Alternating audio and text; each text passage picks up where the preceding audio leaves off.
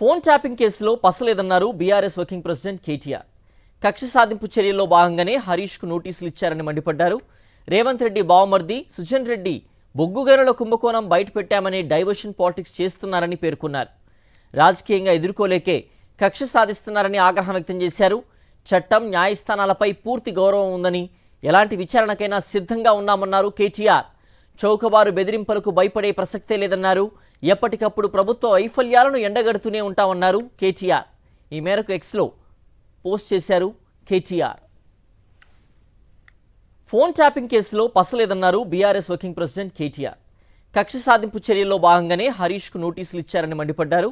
రేవంత్ రెడ్డి బావమర్ది సుజన్ రెడ్డి బొగ్గు గనుల కుంభకోణం బయటపెట్టామని డైవర్షన్ పాలిటిక్స్ చేస్తున్నారని పేర్కొన్నారు. రాజకీయంగా ఎదుర్కోలేకే కక్ష సాధిస్తున్నారని ఆగ్రహం వ్యక్తం చేశారు.